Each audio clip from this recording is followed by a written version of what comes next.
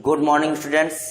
Class 12 में आज video शुरू करने से पहले हम आपको एक चीज़ बता दें कि जो आपका यूपी बोर्ड है, यूपी बोर्ड ने सन 2020 और 21 के लिए जो सेशन चल रहा है ये, तो इसमें कोविड-19 को दृष्टिगत रखते हुए आपके यूपी बोर्ड सिलेबस से लगभग 30% जो सिलेबस है वो कम कर दिया है। ठीक, ये हमारे पास सिलेबस है, आप इसको देख सकते हैं। देखिए, इसमें जो आपकी 5 इकाइयां हैं, पहली इकाई है जनन, दूसरा है आनुवंशिकी और जैव विकास, तीसरा है जीव विज्ञान और मानव कल्याण, चौथा है जैव प्रौद्योगिकी एवं उसके अनुप्रयोग, पांचवा है पारिस्थितिकी एवं पर्यावरण। ठीक, तो ये 5 इकाइयां आपको पढ़नी है, लेकिन ये इकाइयां पहले भी थी और अभी भी हैं, लेकिन इसमें कम क्या हुआ है, इन इकाइयों से कुछ हेडिंग कम हो गई हैं।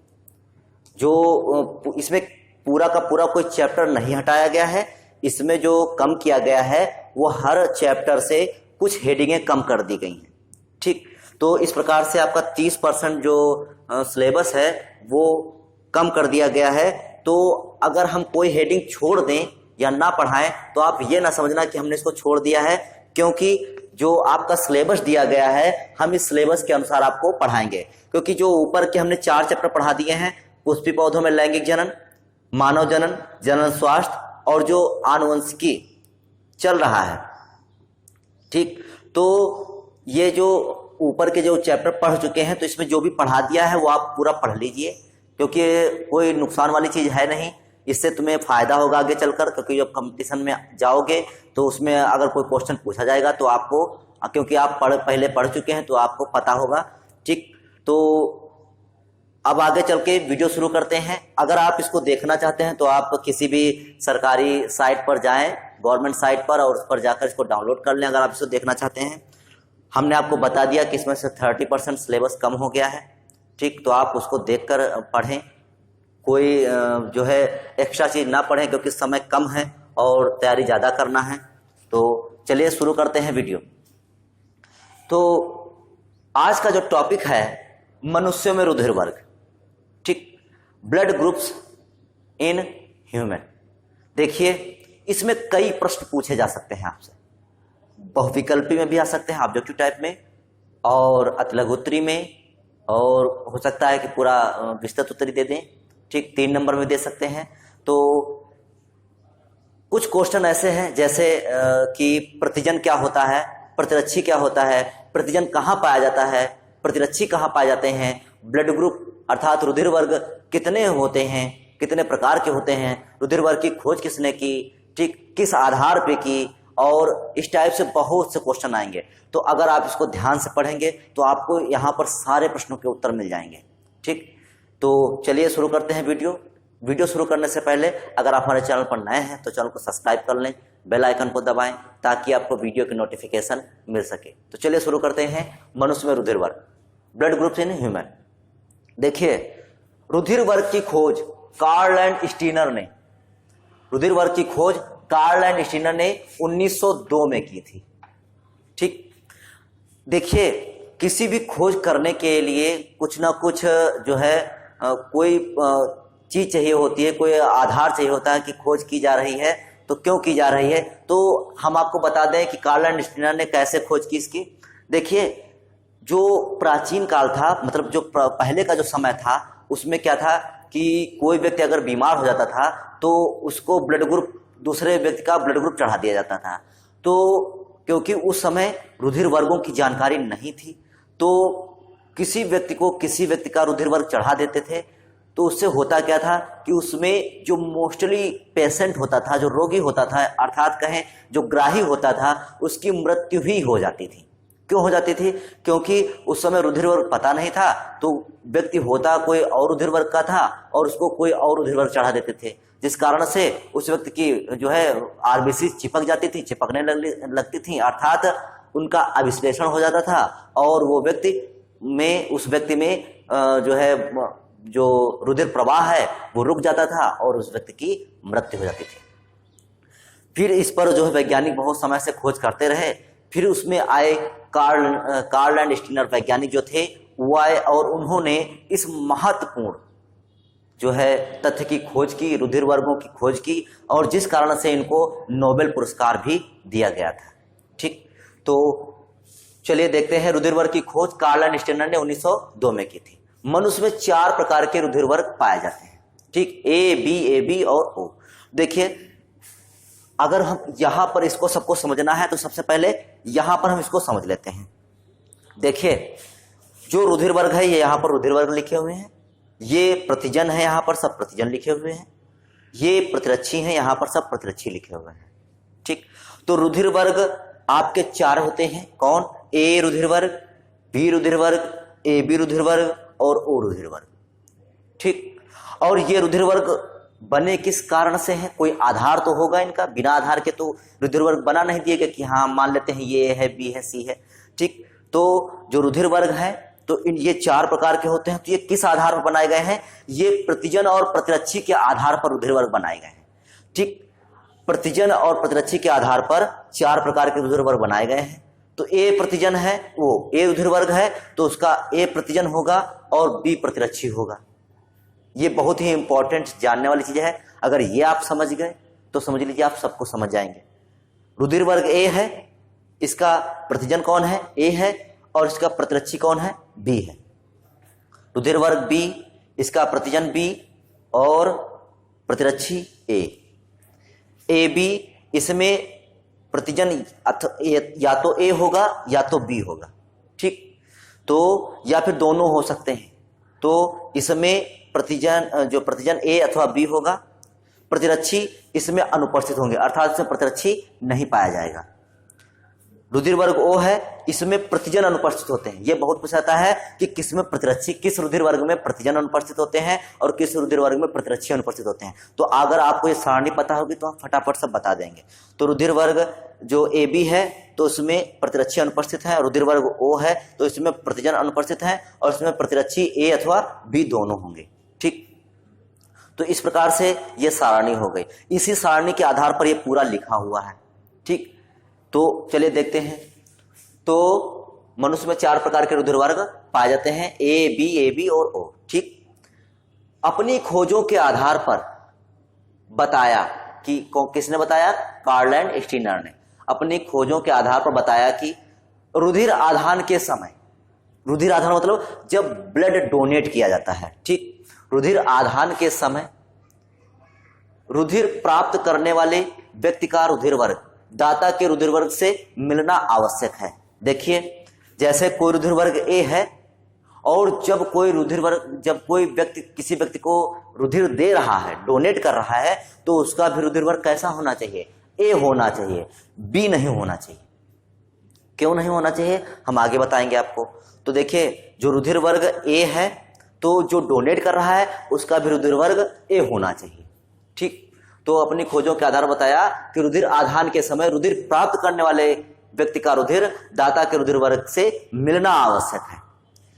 दोनों का रुधिर वर्ग ना मिलने से, अगर मान ले किसी का रुधिर वर्ग ए है किसी का बी है तो रुधिर वर्ग नहीं मिल रहा है, तो क्या होगा?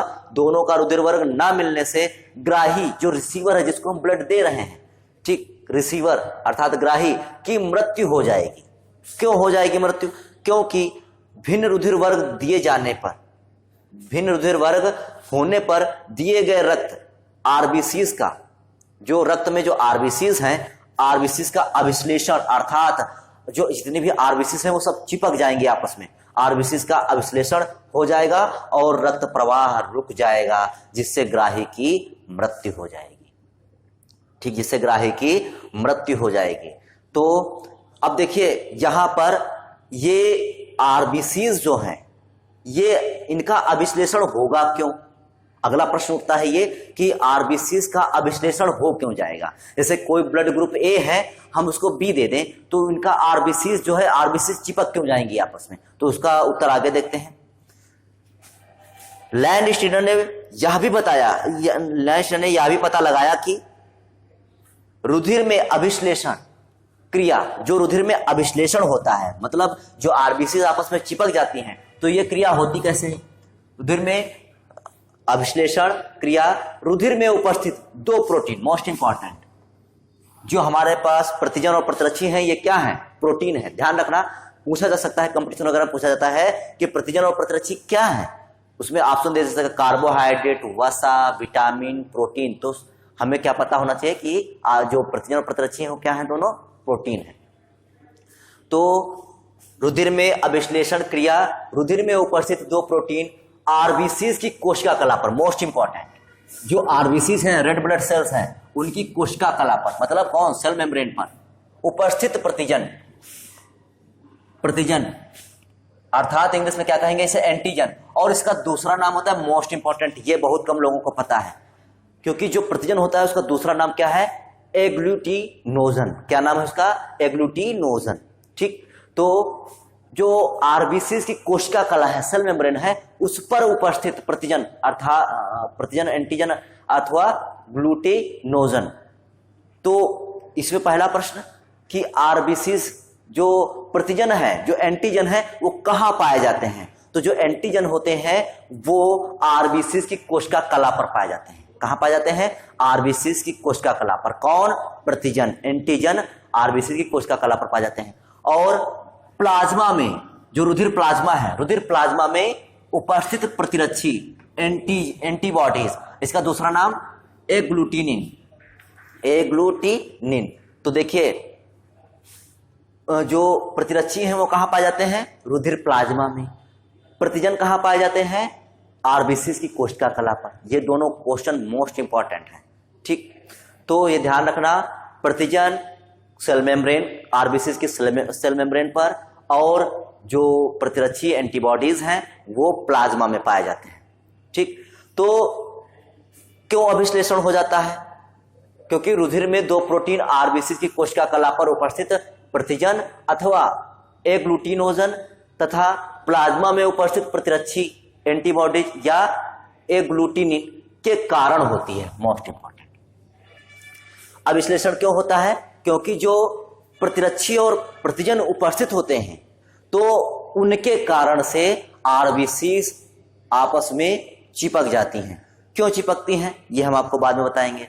ठीक, तो पहले हमने ये जान लिया कि जो डोनर है और जो रिसीवर है उनका रुधिर वर्ग एक ही रुधिर वर्ग होना चाहिए। अगर अलग अलग रुधिर वर्ग है तो जो रिसीवर है उसकी मृत्यु हो जाएगी। क्यों हो जाएगी? क्योंकि आरबीसी एक दूसरे से चिपक जाएंगी और रक्त प्रवाह रुक जाएगा और ग्राही की मृत्यु हो जाएगी। और ये चिपक क्यों जाएंगी अर्थात अभिश्लेषण क्यों हो जाएगा? क्योंकि जो रुधिर में दो प्रोटीन होती हैं, प्रतिजन और प्रतिरक्षी, तो इस प्रतिजन और प्रतिरक्षी के कारण से चिपक जाएंगी। और प्रतिजन और प्रतिरक्षी आपस में चिपक क्यों जाते हैं ये हम आपको आगे बताते हैं। मनुष्य में दो प्रकार के प्रतिजन हम यहां पर देख ही चुके हैं। मनुष्य में दो प्रकार के प्रतिजन ए और बी। ठीक, मनुष्य में दो प्रकार के प्रतिजन ए बी तथा दो प्रकार के प्रतिरक्षी ए कामा बी। तो देखिए दो प्रकार के प्रतिरक्षी भी हैं, यही लिखा हुआ है यहाँ पर, प्रतिरक्षी होते हैं। जब ए प्रतिजन व ए प्रतिरक्षी तथा बी प्रतिजन बी प्रतिरक्षी होंगे तो आरबीसी का अभिश्लेषण हो जाएगा। तो देखिए जब ए प्रतिजन और ए प्रतिरक्षी, बी प्रतिजन और बी प्रतिरक्षी जब हो जाएंगे तब अभिश्लेषण हो जाएगा, अर्थात तब आरबीसी चिपक जाएंगी और ग्राही की मृत्यु हो जाएगी। लैंडस्टीनर ने प्रतिजन और प्रतिरक्षी के आधार पर रुधिर वर्ग की सारणी दी है। तो यह सारणी आपकी यहां पर है। अब यहां पर यह आपको कम समझ में आया होगा। क्या कम समझ में आया होगा? कि प्रतिजन ए और प्रतिरक्षी ए, प्रतिजन बी और प्रतिरक्षी बी ये होंगे कब? देखिए आपको बताएं, जैसे कोई व्यक्ति का ब्लड ग्रुप ए है, ठीक, ब्लड ग्रुप ए है तो हम उसको कौन सा ब्लड ग्रुप देंगे? ठीक, कौन सा ब्लड ग्रुप देंगे? तो हम उसको ए ब्लड ग्रुप देंगे, मतलब उसको ए ब्लड ग्रुप देंगे। तो जब ए दे देंगे तो जो ब्लड ग्रुप देंगे तो उसमें प्रतिजन कौन होगा? ए और प्रतिरक्षी बी। ठीक, एक बात और बता दें, हमें यहां पर ए और ए, बी और बी नहीं होने देना है। मतलब दोनों एक समान, प्रतिजन और प्रतिरक्षी दोनों एक जैसे नहीं होने देना है। अगर ये हो गया तो समझ लीजिए आरबीसी चिपक जाएंगी और रोगी की मृत्यु हो जाएगी।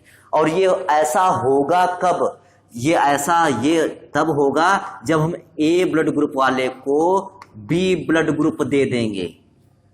ये ऐसा तब होगा जब हम ए ब्लड ग्रुप वाले को बी ब्लड ग्रुप देंगे, तभी ये ए और बी प्रतिजन और प्रतिरक्षी दोनों एक जैसे हो जाएंगे। अगर हम किसी को ए ब्लड ग्रुप वाला है और उसको अगर ए देंगे तो ये सही होगा। क्यों सही होगा? तो आगे देखते हैं। देखिए यहां पर ए और ए, अर्थात ये कब होगा? जब हम ए ब्लड ग्रुप वाले को बी ब्लड ग्रुप का ब्लड देंगे। तो देखिए जैसे ही ए ब्लड ग्रुप था उसको हम बी ब्लड ग्रुप दे दें तो ए ब्लड ग्रुप वाले के पास प्रतिजन कौन था? ए। बी ब्लड ग्रुप वाले के पास प्रतिजन कौन था? बी। देखिए इसके पास ए प्रतिजन था और बी प्रतिजन था। क्यों? क्योंकि इसको बी ब्लड ग्रुप ने ब्लड दिया है। ठीक। अब दूसरा क्या है? ए ब्लड ग्रुप वाले को जब दिया बी वाले ने तो ए के पास प्रतिरक्षी कौन सा था? बी। और बी के पास प्रतिरक्षी कौन सा था? ए। तो देखिए यहां पर ये ए इसके साथ आ जाएगा और ये बी इसके साथ आ जाएगा। तो देखिए ए मतलब ए प्रतिजन ए प्रतिरक्षी, बी प्रतिजन बी प्रतिरक्षी, दोनों एक जैसे हो जाएंगे। मतलब ए हो जाएगा, बी हो जाएगा। तो दोनों प्रतिजन और प्रतिरक्षी दोनों एक जैसे हो जाएंगे। और जैसे ही ऐसा हुआ उस व्यक्ति की जो आरबीसीज हैं वो उनका अभिश्लेषण हो जाएगा और जिस व्यक्ति को हमने, जो ए ब्लड ग्रुप वाला व्यक्ति था जिसको हमने बी ब्लड ग्रुप दिया है, उसकी आरबीसी चिपक जाएंगी और उस व्यक्ति की जो है रुधिर प्रवाह रुकने से मृत्यु हो जाएगी। तो इसलिए हम ए ब्लड ग्रुप वाले को केवल ए ब्लड ग्रुप देंगे क्योंकि उसमें बी प्रतिजन और ए प्रतिजन और जो है बी प्रतिजन और ए प्रतिरक्षी नहीं होगा। ठीक। तो इसलिए केवल जो ब्लड ग्रुप जिसका होता है उसको वही ब्लड ग्रुप दिया जाता है। अब आपको एक बता दें, यहां पर ए बी सर्वग्राही है और ओ सर्वदाता है। तो ए बी को सर्वग्राही क्यों कहा गया? देखिए यहां पर जो ए बी ब्लड ग्रुप है इसमें प्रतिजन कौन है? ए अथवा बी है, लेकिन यहां पर प्रतिरक्षी है ही नहीं। तो जिस कारण से जब प्रतिरक्षी अनुपस्थित है तो हम इसको कोई भी ब्लड ग्रुप, चाहे वो ए हो, चाहे बी हो, चाहे ए बी हो, चाहे ओ हो, तो चारों ब्लड ग्रुप हम इसको ए बी को दे सकते हैं। इसलिए सर्वग्राही है, ये सभी प्रकार के ब्लड ग्रुप ग्रहण कर सकता है। जो ओ ब्लड ग्रुप है इसमें प्रतिजन अनुपस्थित होते हैं और प्रतिरक्षी उपस्थित होते हैं। तो जिस कारण से ओ सर्वदाता है। ओ सर्वदाता है क्योंकि इसमें प्रतिजन अनुपस्थित होते हैं, तो इसलिए ओ सर्वदाता हो गया। ये सभी को, चाहे ए हो, बी हो, ए बी हो, ओ हो, ये सभी को ब्लड दे सकता है। ए बी ब्लड ले सकता है और ओ सबको ब्लड ग्रुप ओ ब्लड जो है सबको दे सकता है। तो इस प्रकार से आज आपने मनुष्य में रुधिर वर्ग पूरा पढ़ लिया है और ये सारणी मोस्ट इंपॉर्टेंट है, आप इसको पढ़िए, समझिए। ठीक। तो आज के लिए केवल इतना ही, बाकी फिर नेक्स्ट वीडियो में। तब तक के लिए जय हिंद।